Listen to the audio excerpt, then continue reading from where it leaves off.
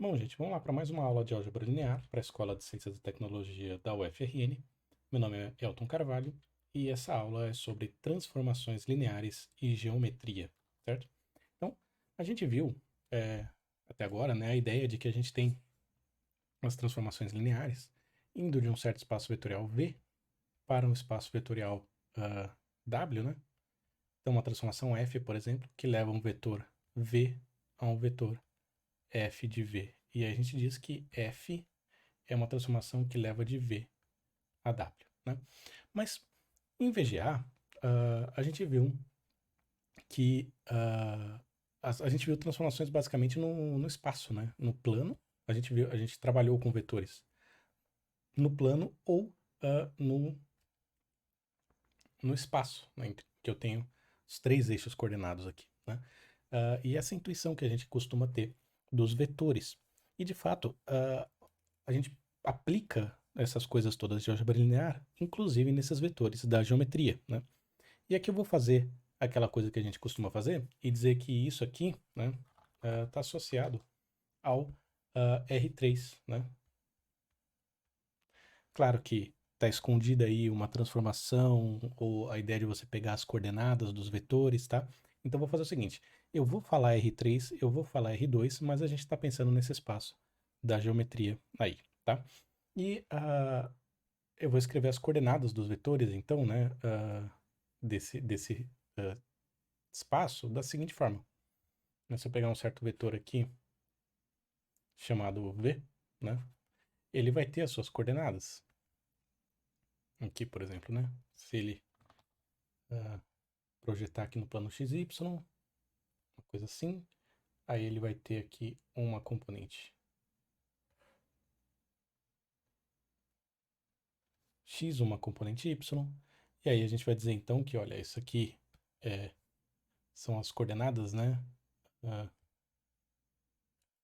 X, Y e Z, né?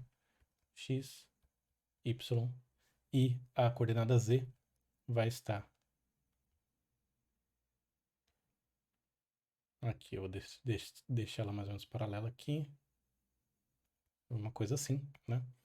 E aí, essa aqui é a coordenada Z. Né? Então eu vou fazer essa associação, dizer que V é dado pelas suas coordenadas, né? X, Y, Z, né? Na geometria espacial.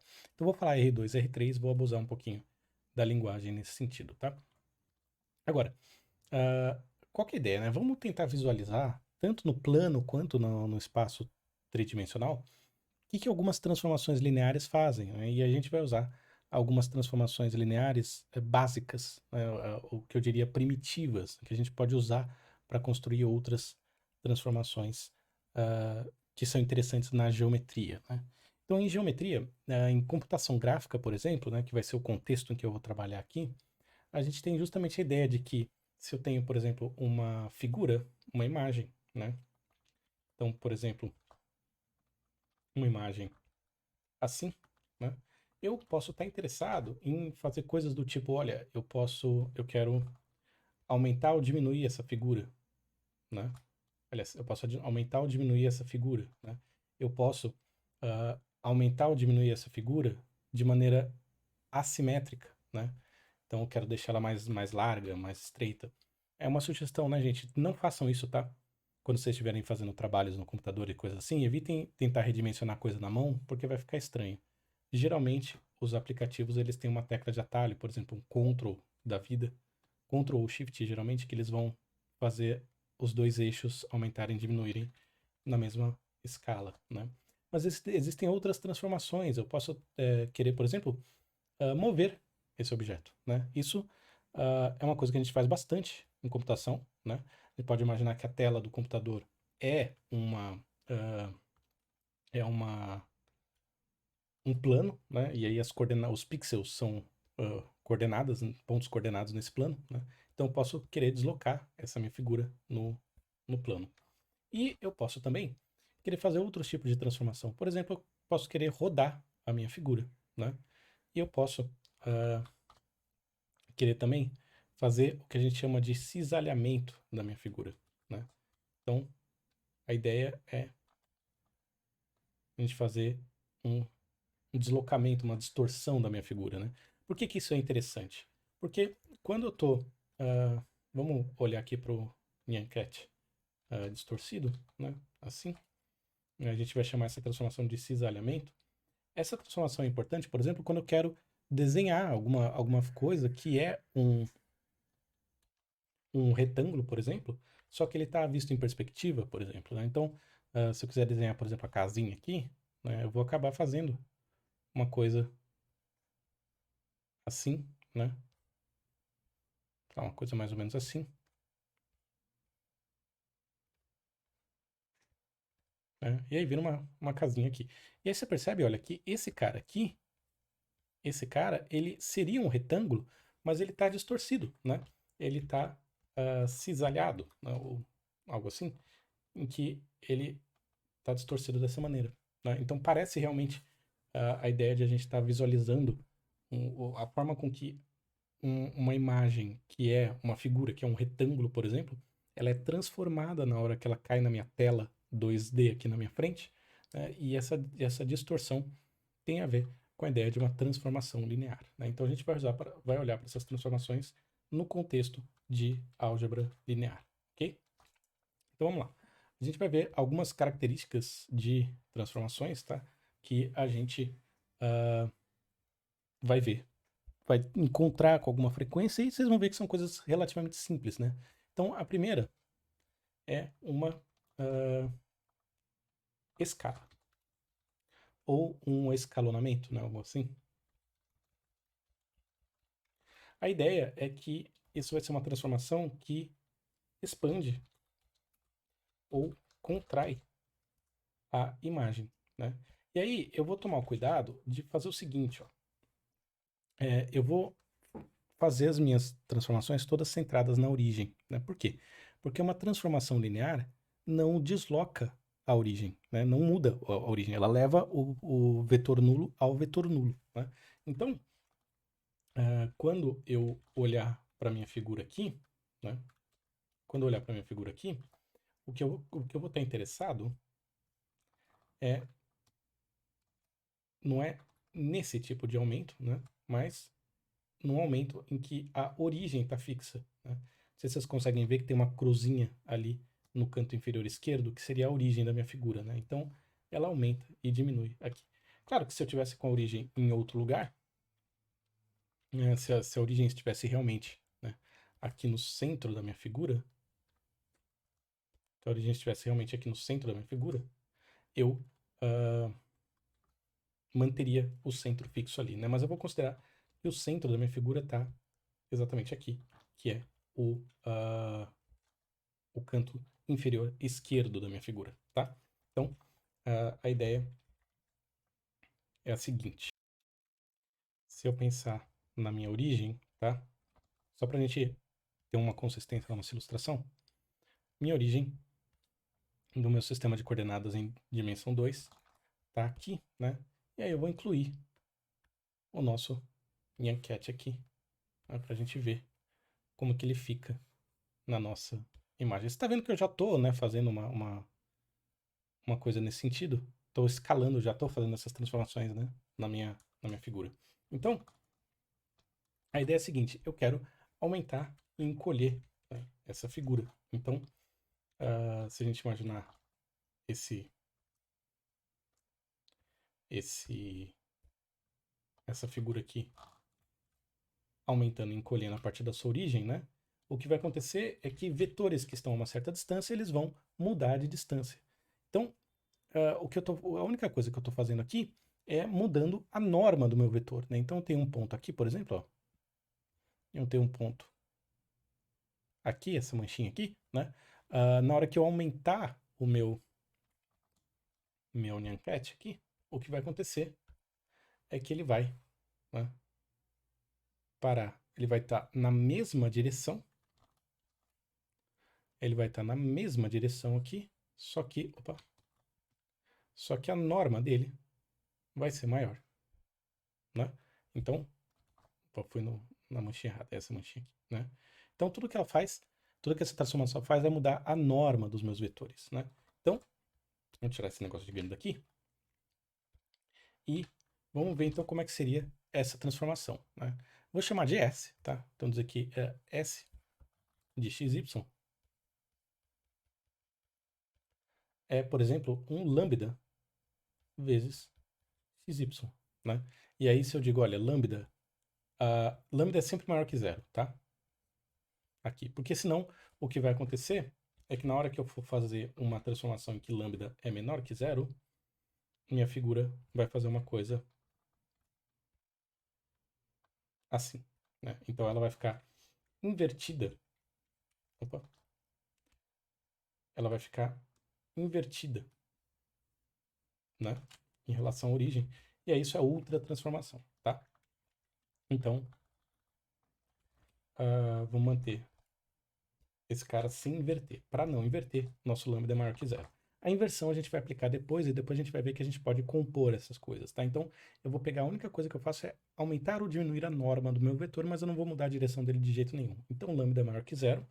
E, nesse caso, eu vou dizer o seguinte, olha, se lambda é, né, maior que zero, menor que 1, né, eu vou ter um encolhimento.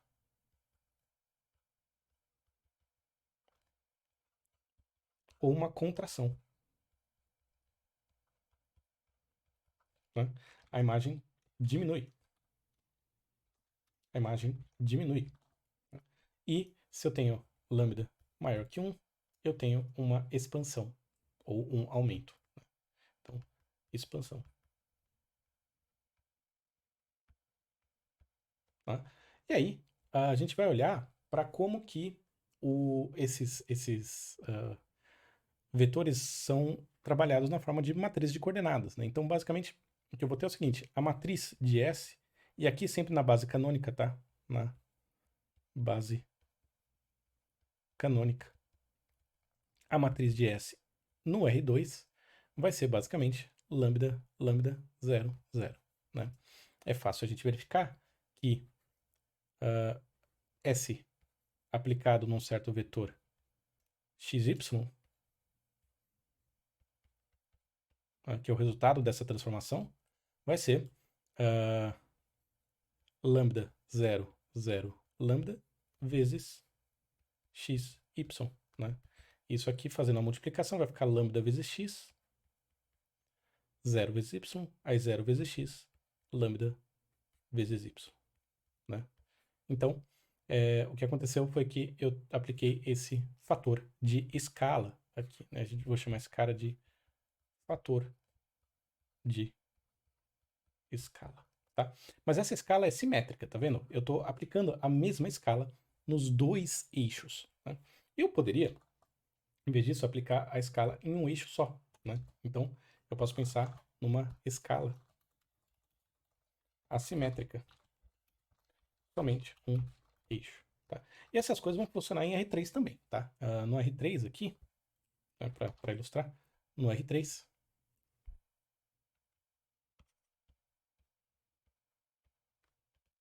eu vou ter minha matriz como lambda na diagonal, né? É lambda vezes a identidade, basicamente, tá?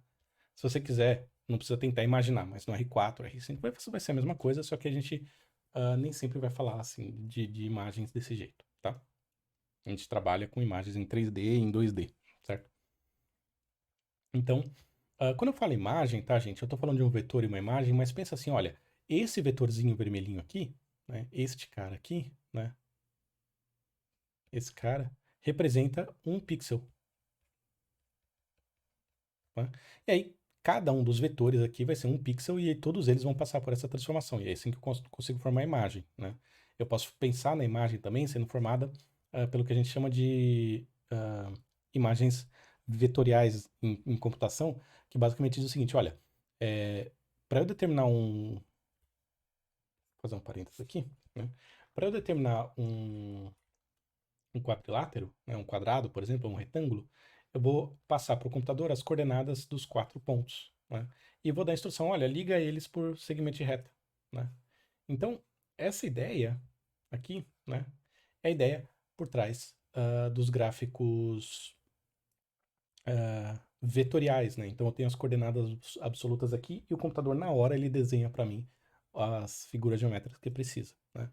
Ao contrário de, por exemplo, um bitmap que eu tenho aqui, que é uma imagem rasterizada, que eu tenho cada pixel, né, com uma cor. Então, se eu der zoom nesse cara aqui, você começa a ver que a imagem não fica bonita, né? Você começa a ver uns defeitinhos na imagem e tal. Agora, se eu aproximar qualquer coisa que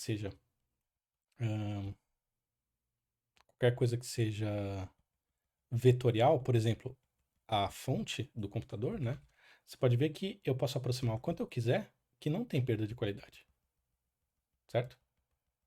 Ó, essa curva aqui, ela tá sempre bem bonitinha do C, né? Então, isso aí é uma forma que o computador desenha as figuras, né? Então, isso aqui é gráfico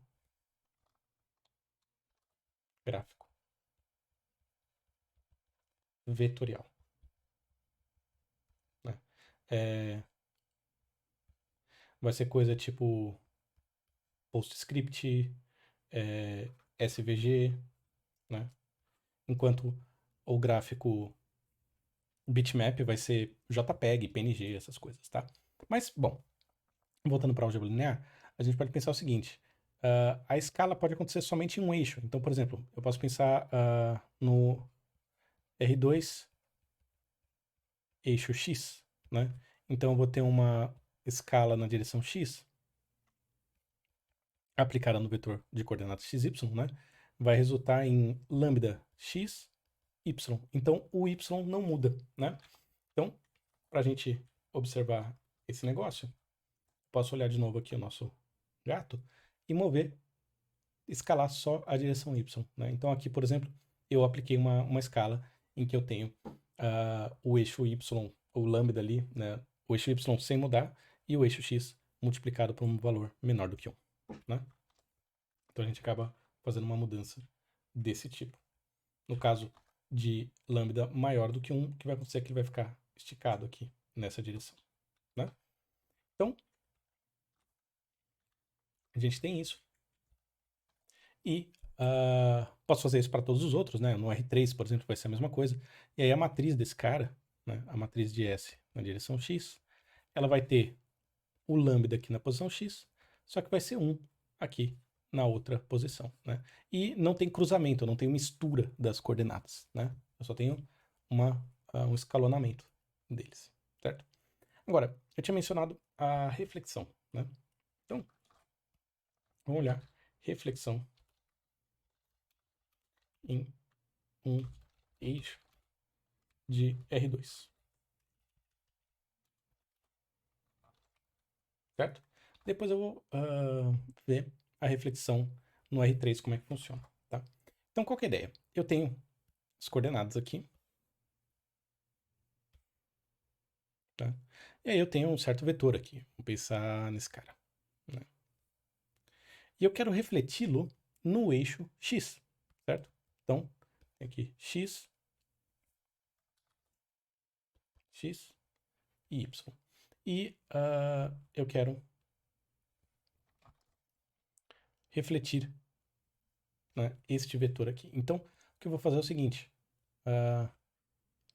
Eu vou manter todas as coordenadas dele iguais, só que eu vou passar a coordenada no eixo x, né? Eu vou passar a imagem dele para sua imagem equidistante no eixo x. Então, o que vai acontecer? A coordenada x não vai mudar, mas a coordenada y vai trocar de sinal, né? Então, essa distância aqui é igual a essa distância aqui, né? Como se fosse um espelho mesmo, mas assim, no eixo apenas, né? E então eu vou passar um vetor para a sua posição simétrica em relação ao eixo x. Então é como se eu tivesse um espelho no eixo x aqui, tá? E aí, então minha transformação eu vou chamar de Rx, né? De xy é x menos y. Tá vendo? Eu troco o sinal da outra coordenada. A coordenada onde acontece a reflexão não muda nada, né? Da mesma maneira que se você olha para o espelho, a sua mão esquerda está na mesma posição lateral que a sua mão esquerda do reflexo, né? Só que na posição em relação à distância à parede, sua imagem está atrás da parede, né? Então é a mesma coisa aqui, certo? Agora, Claro que se você fizer no Y, o que troca tudo, né? Então, no eixo Y, quando eu aplico essa transformação, isso aqui vai ser menos xy, tá? Você percebe que eu ainda não troquei, né, um cara com outro aqui, né? E, bom, se eu for olhar para as matrizes, né, Rx, a matriz dessa transformação no R2, né, é 1, menos 1, 0, 0, certo? Bem, então, o efeito disso, né, se eu for olhar para o Nyancat aqui, o efeito disso é uma coisa mais ou menos assim. Se eu for fazer a reflexão no eixo Y, né, o que vai acontecer é que ele vai mudar assim e ele vai ter o mesmo tamanho, tá? Ele só vai ficar basicamente de ponta cabeça refletido em relação ao eixo. Bem,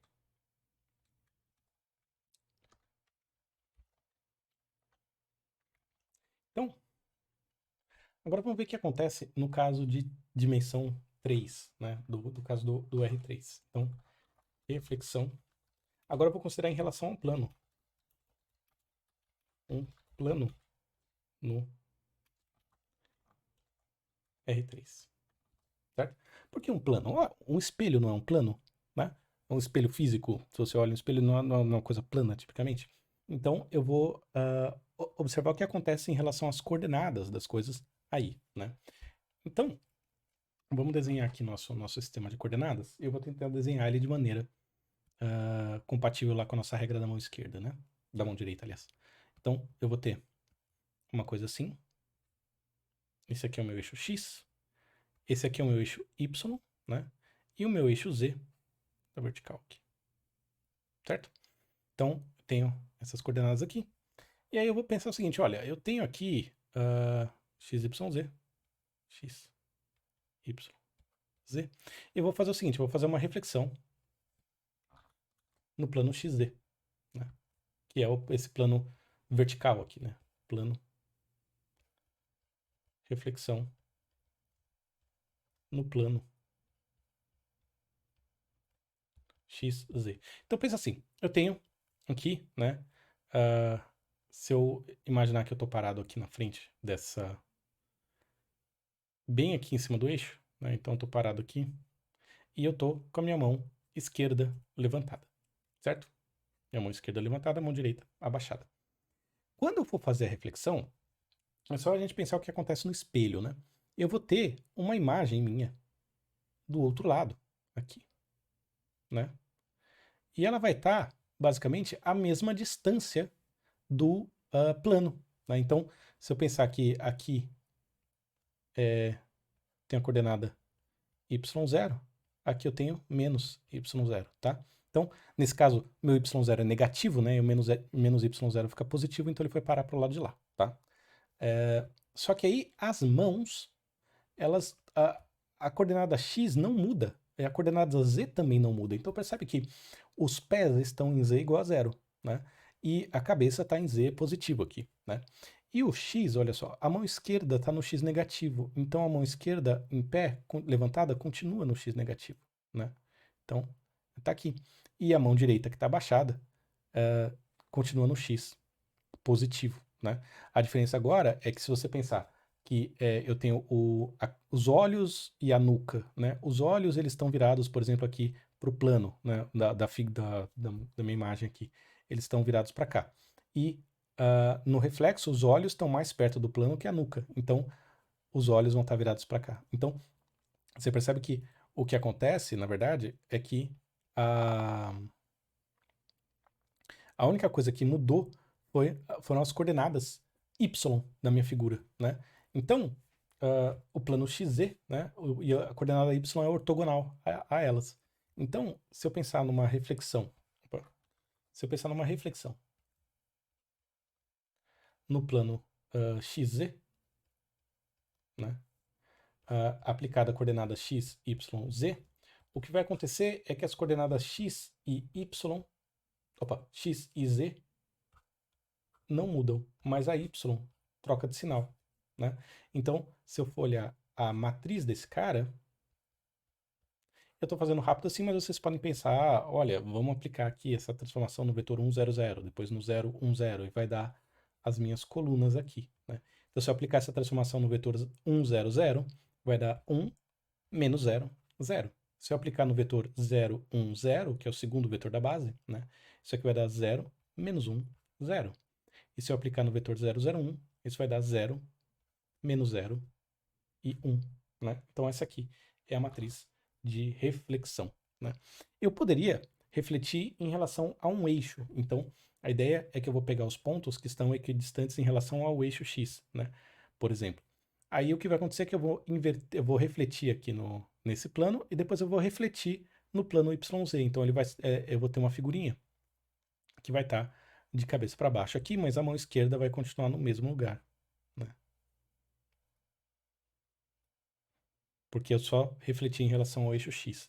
E aí o que vai acontecer é que ela vai aparecer um sinal trocado no Z também, né? Então, eu consigo fazer uma reflexão em relação a um eixo, por estranho que isso pareça, né? Porque a gente não tem um espelho que é uma linha, né? Mas a gente pode imaginar que as coordenadas mudam desse jeito, e o efeito é o mesmo que fazer o reflexo em dois espelhos, né? Bom,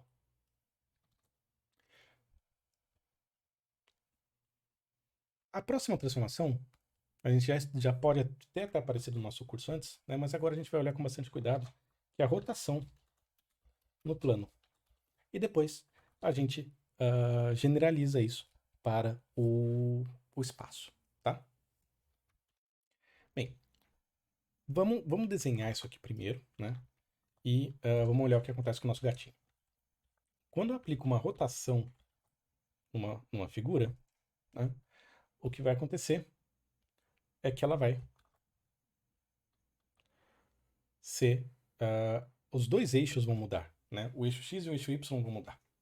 E, basicamente, eu vou ter que usar um pouco de trigonometria aqui para entender o que está acontecendo, porque agora eu tenho um ângulo, eu tenho um ângulo aqui, né? Então, vamos olhar para esse cara, pensando primeiro nos vetores da base, tá?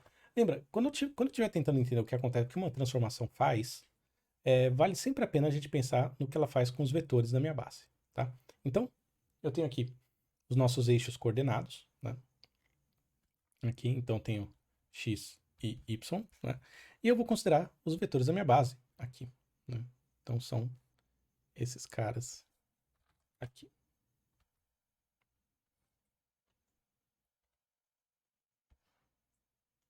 Né? Então, eu vou chamar esse cara aqui de I e esse cara aqui de J, né? E aí, eu vou aplicar uma rotação de um certo ângulo aqui, esses caras. Então,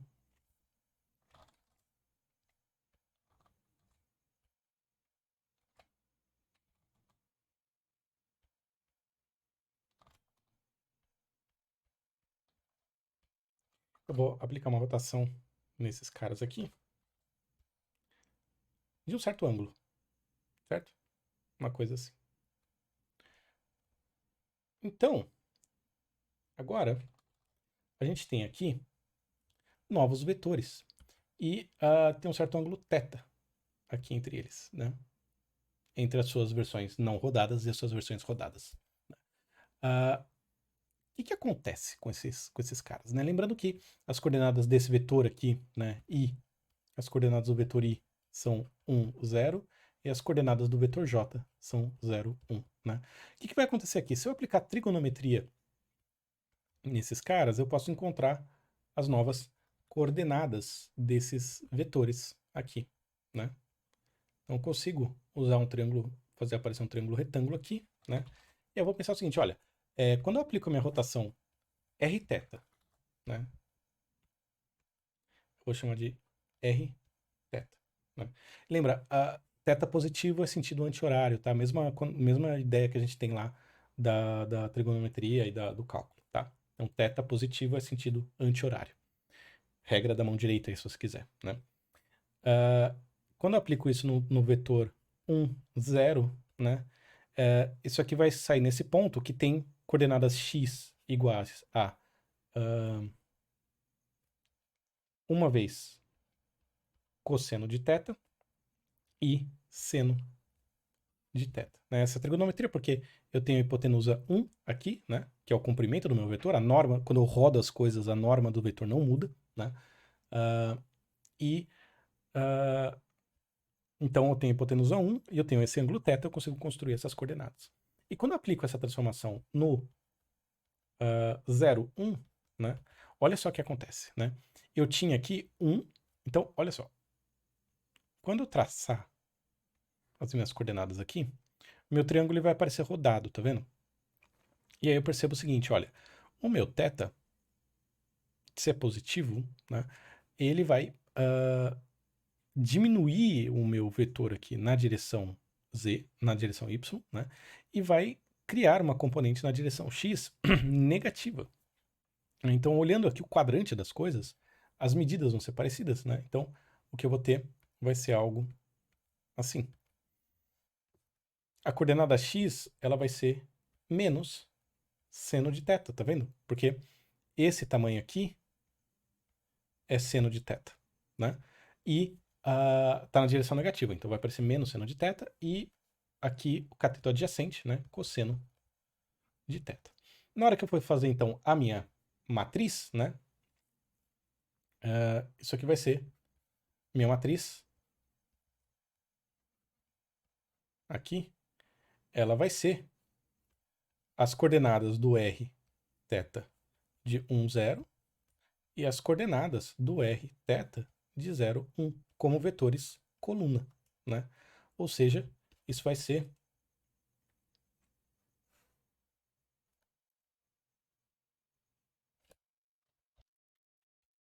cosseno de θ,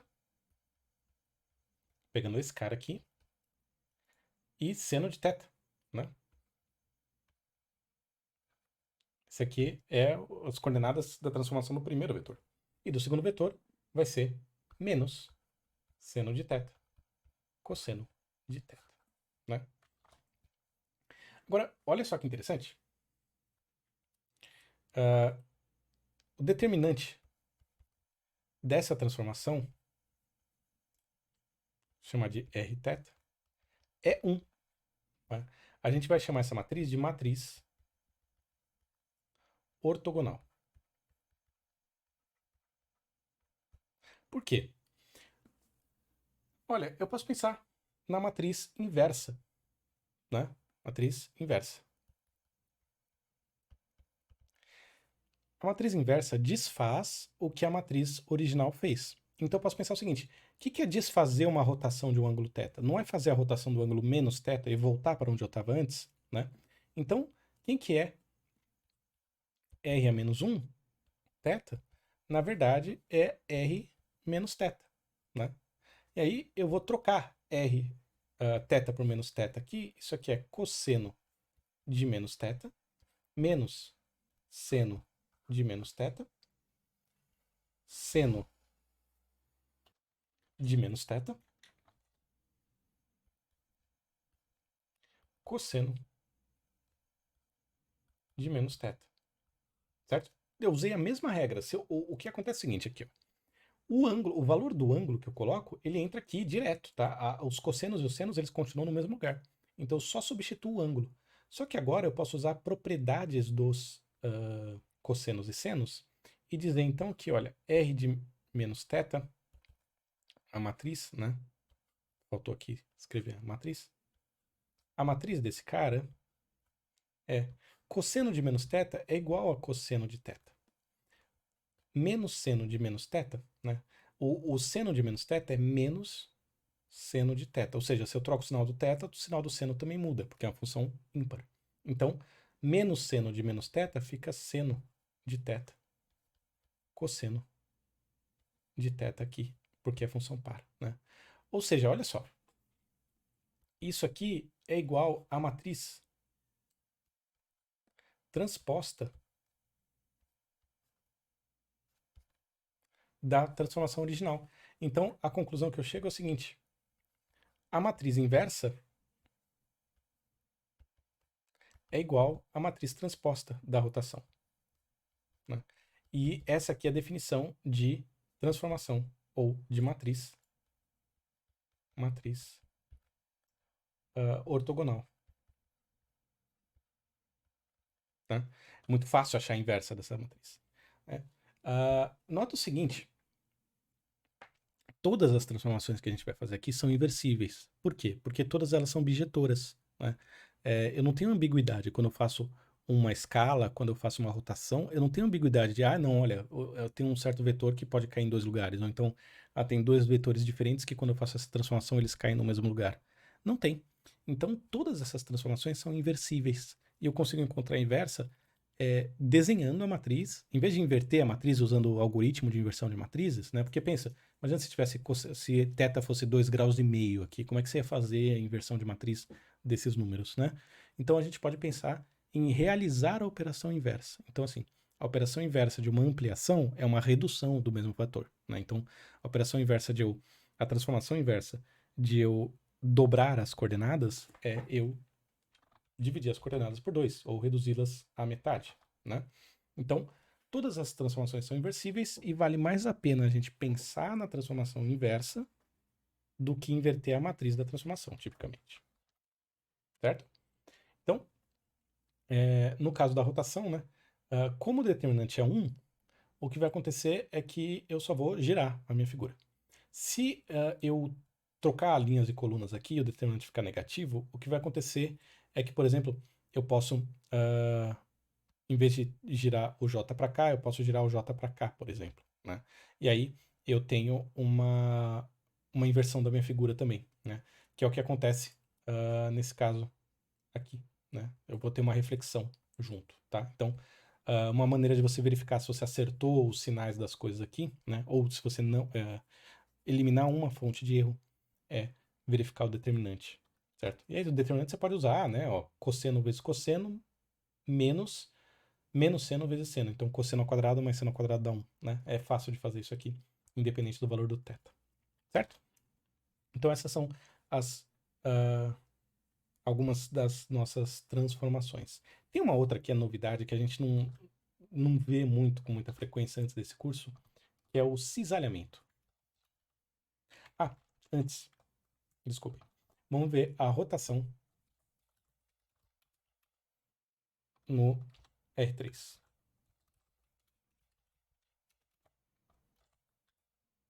Certo? Agora, a rotação no R3 acontece em torno de algum eixo. Certo? Eu vou escolher os eixos coordenados, porque aí a transformação fica simples. Né? Então, vamos pensar o seguinte: se eu tenho de novo lá o meu x, y, z, né?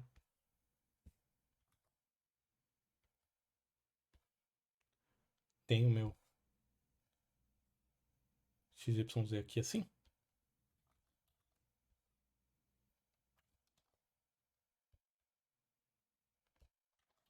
E então esse aqui é o eixo x, esse aqui é o eixo y, esse aqui é o eixo z.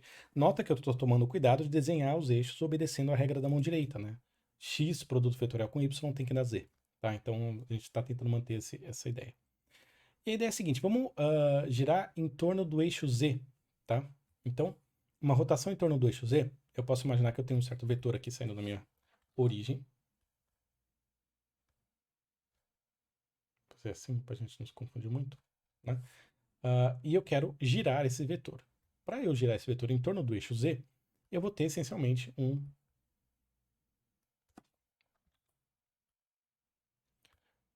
a ponta desse vetor vai desenhar um pedaço de um círculo aqui. Né? E a rotação vai resultar no vetor apontando uma outra direção aqui, por exemplo. Né? Mas ainda dentro deste círculo. Eu só estou rodando. É como se eu estivesse rodando apenas as coordenadas x e y. Né? Então o efeito é que, na verdade, eu tenho uma rotação plana, né? Como se eu estivesse olhando o eixo z de cima. Né? Então, e aí eu vou ter esse ângulo θ aqui. Né? Então,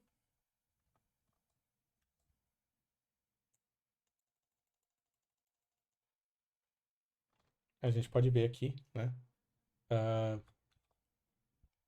Que vai aparecer esse ângulo Aqui, esse ângulo aqui é o ângulo θ, certo? Esse ângulo aqui é o ângulo θ da rotação, né? Então, todos os vetores, eles rodam esse ângulo aqui em torno do eixo Z, né? Como se fosse um... bom, é o eixo da rotação, certo? Então, eu posso pensar o seguinte, olha, se eu for olhar para a minha rotação, e agora eu não vou mais escrever, tá? Eu não vou escrever explicitamente minha transformação aqui, eu vou escrever direto a matriz. Minha matriz de transformação de rotação θ no eixo Z, tá? Ela basicamente vai mexer só nas minhas coordenadas x e y. Então eu vou ter aqui a minha rotação usual nesse quadrante, que envolve as primeiras coordenadas, né, x e y. A coordenada z não muda. A coordenada z não pode mudar, porque ao longo do eixo z, os pontos ao longo do eixo z não podem mudar, e eu não estou mexendo na altura delas, né? Eu só estou girando nesses planos. Então, a coordenada z vai ser identidade. Tá? E essa figura aqui, essa matriz, a gente vai usar como ponto de partida para rotações em torno dos outros eixos. Né? Então, eu tenho que pensar qual que é o eixo que fica parado, e aí eu tenho que pensar também que este pedacinho aqui, tem que ter determinante, determinante 1, certo? Então, tem que manter o determinante desse cara. Então, quer dizer, as permutações que eu tenho que fazer são cíclicas, né?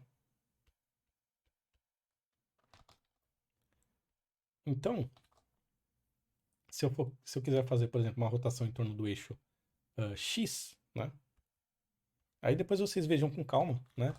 E nos exercícios, como visualizar essa ideia. Mas se eu quiser fazer uma rotação em torno do eixo X, né?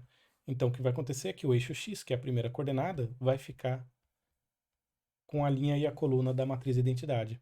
E essa matriz aqui, ela vai continuar na mesma ordem. Então eu vou ter cosseno de θ aqui, menos seno de θ aqui, seno de θ aqui, cosseno de θ aqui, certo? Então, na hora que a gente fizer o determinante desse cara, ele vai continuar sendo 1, né? Porque eu não permutei as linhas, eu só fiz permutação cíclica, né? Eu não troquei a ordem que elas aparecem. E aí a gente tem que tomar cuidado no caso do y, né? Porque o r θ na direção y, ao longo do eixo y, né? Ele vai manter a segunda linha e a segunda coluna da matriz. Só que aí olha só o que acontece, né?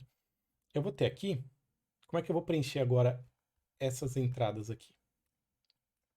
Eu tenho que manter essa posição relativa. Então você imagina que essa matriz toda, eu fiz ela pular uma coluna para a esquerda e uma coluna e uma linha para cima.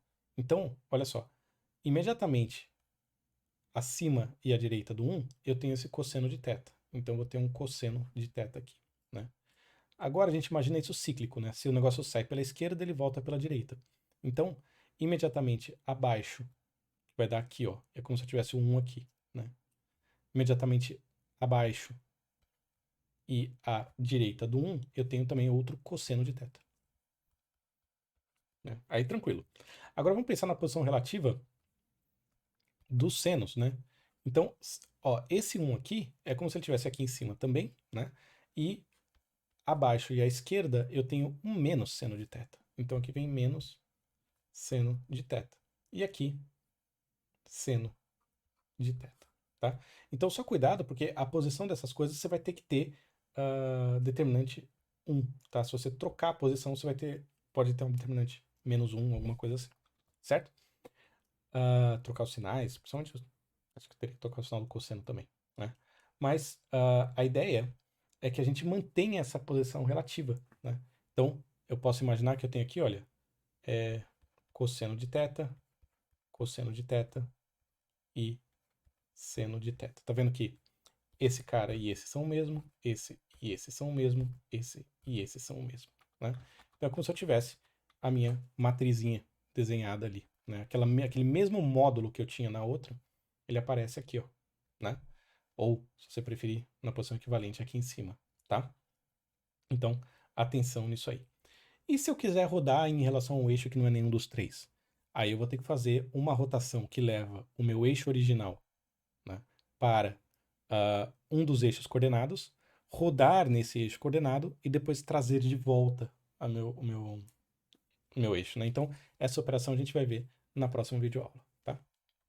Agora, finalmente, a transformação que não é tão comum assim pra gente, né? Cisalhamento.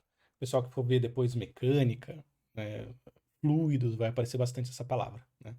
Ela é um deslocamento com escorregamento, né? Então, eu posso pensar uma coisa assim, ó, para ilustrar aqui no nosso NearCat, né? O cisalhamento é essa transformação aqui. Então você percebe que a altura da figura não muda, mas a posição dos pontos vai se deslocando para a direita, né? Esse cisalhamento horizontal, ela vai se deslocando para a direita e o deslocamento é maior à medida que eu me afasto, né? Da origem, né? Então, o tamanho do deslocamento é proporcional à distância da origem, né? Então, vamos olhar a nossa figura aqui. Eu vou deixar ela aqui pra gente, né? E pensar no que ela significa, né? Então, eu vou ter aqui, ó, vou fazer em 2D primeiro, fazendo R2, depois a gente passa pro R3, tá? Então, eu tenho aqui meu eixo Y, aqui eu tenho meu eixo X, e eu vou desenhar um retângulo aqui, tá? Então, meu retângulo original tá aqui, alguma coisa assim. E o que vai acontecer com o meu retângulo é que ele vai virar um paralelogramo. Então, ele vai fazer uma coisa, opa, ele vai fazer uma coisa um pouco diferente. Ele vai fazer algo assim, né? E aí o que acontece, então, é que, na prática, esses caras aqui, ó, estão... Eu estou deslocando a coordenada x desses pontos, né, desses vetores, de forma proporcional à distância dele à, à origem, né, ao longo do eixo y. Então, tem o x e y aqui, né? Então, se eu pensar nesse cisalhamento horizontal, né, o que eu tenho é vamos chamar de cx, né, de xy. O que vai acontecer é que minha coordenada x, ela vai ser a própria coordenada x mais um certo m vezes y, né, proporcional ao y. Se o m for positivo, isso vai para a direita. Se o m for negativo, vai para a esquerda, né? E a coordenada y não muda, né? Então essa é a ideia do meu cisalhamento horizontal. E aí se eu for olhar o que ele faz com com os meus vetores, né, da base, ele não muda o vetor x, mas ele muda o vetor, não muda o vetor i, mas muda o vetor j. Então o que eu vou ter é algo assim, é a minha matriz. Né? O que acontece? Quando x é igual a 1 e y é igual a 0, eu vou ter 1, 0, né? Então vai ficar 1, 0 aqui. Mas quando y é igual a 1 e x é igual a 0, eu vou ter m aqui e 1 aqui. Então nota o seguinte, eu tenho aqui a minha identidade, né? Mas agora eu tenho os termos fora do centro, né? Fora da diagonal. Eu misturo as duas coordenadas de um certo jeito, né? O outro jeito de misturar as coordenadas é com a rotação, né? Que ficou bem claro que a matriz é bem cheia ali, né? Mas, no caso do meu cisalhamento, eu vou ter as coordenadas misturadas, né? E aí, claro, eu posso ter o cisalhamento vertical também, né? Em que o meu gato muda assim, né? Então a largura da figura não muda, mas o que era horizontal passa a ficar oblíquo, né? As retas horizontais passam a ficar oblíquas, assim, né? Então, esse cara é fica como exercício para vocês, tá? Então, o cisalhamento vertical fica como exercício, tá? Para vocês fazerem. Agora, no R3 vai ficar curioso o nosso cisalhamento, né? Porque no R3 a gente vai vocês vão trabalhar com isso em mecânica dos fluidos, em coisas assim, tá? Então é bom a gente entender o que está acontecendo. cisalhamento no R3. Agora eu vou pensar o seguinte. Se o que eu tinha aqui, a gente pode olhar no R2 e pensar que eu tinha vários planos, ou várias retas aqui, ó, que os pontos se deslocam ao longo dessas retas, né? No R3, eu vou ter pontos que se deslocam nos meus planos. Tá? Então, meu cisalhamento no R3, vou desenhar meus eixos coordenados de novo.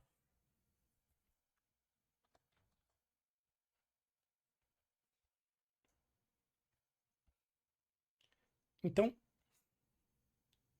se eu olhar para o R3 aqui e desenhar uma caixinha, vou tentar desenhar um cubo aqui.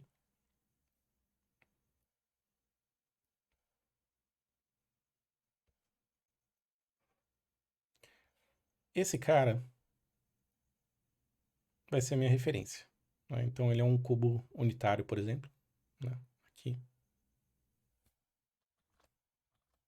Eu vou fazer um cisalhamento ao longo, chamar aqui a direção de x, aqui a direção de y e aqui de z, né? Então eu vou fazer o seguinte, eu vou criar um deslocamento que vai deslocar as coordenadas x em função das coordenadas z da minha figura. Então o que vai acontecer agora é que essas faces aqui que eram perpendiculares, né, que eram verticais, elas deixam de ser verticais. E aí eu vou ter uma coisa assim.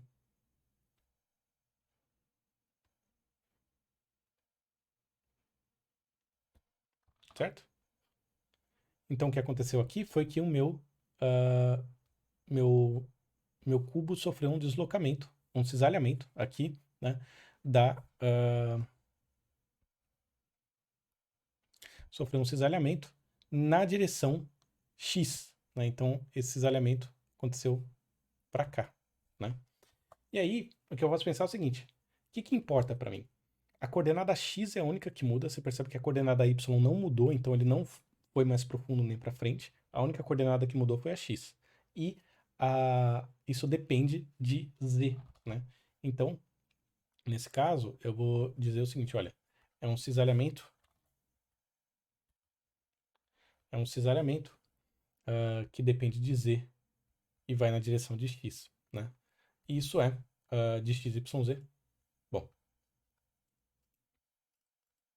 aplicado no vetor x, y, z. Então você pensa que eu estou fazendo isso, ó, eu pego os 8 vetores, que são os 8 vértices desse cubo, né? E aplico essa transformação em todos os 8 vértices do cubo, azulzinho aqui, e eu chego no cubo vermelho, né?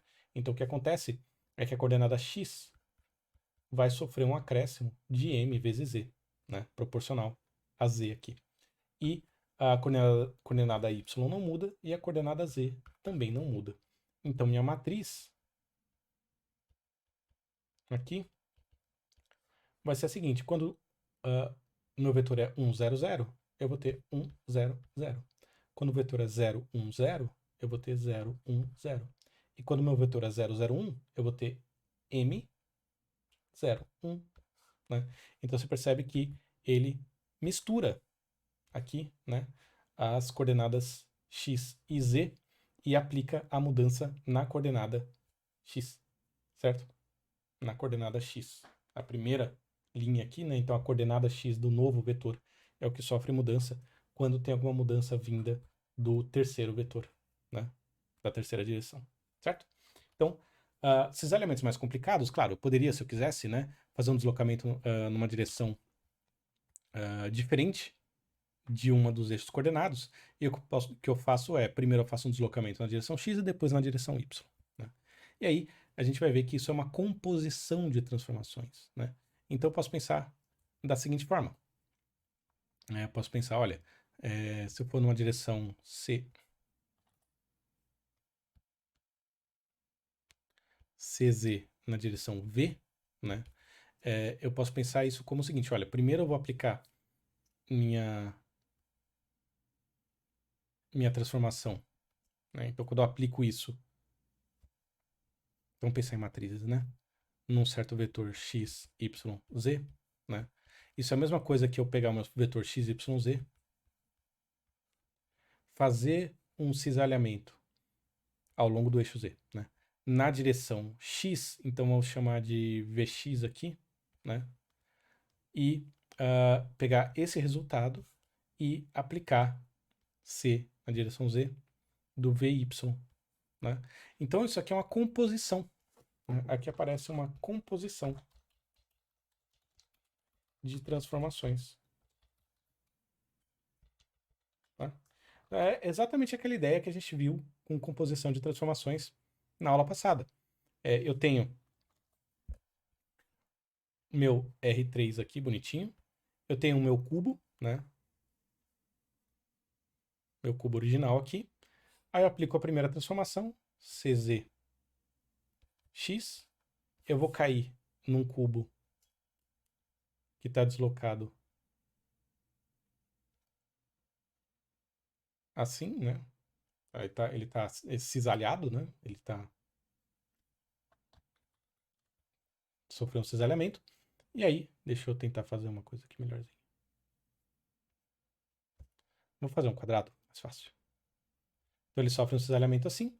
E aí depois, CZ Y, né? Ele sofre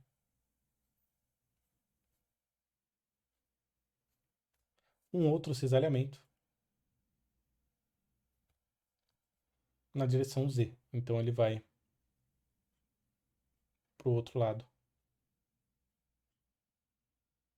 para lá, né? Ele sofreu cisalhamento para cá e para cá. Então isso é uma composição de transformações, né?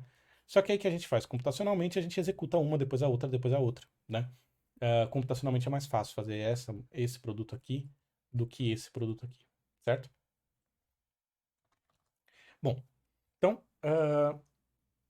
na trilha de aula, a gente tem essas transformações escritas, né? E tem a videoaula complementar lá da Univesp, onde tem alguns exemplos aí dessas transformações, certo? E depois, a segunda parte dessa aula, a gente vai falar da transformação de translação, que não é uma transformação linear, e de como essas composições vão ajudar a gente a resolver outros tipos de problema, certo? Então, até a próxima aula, gente.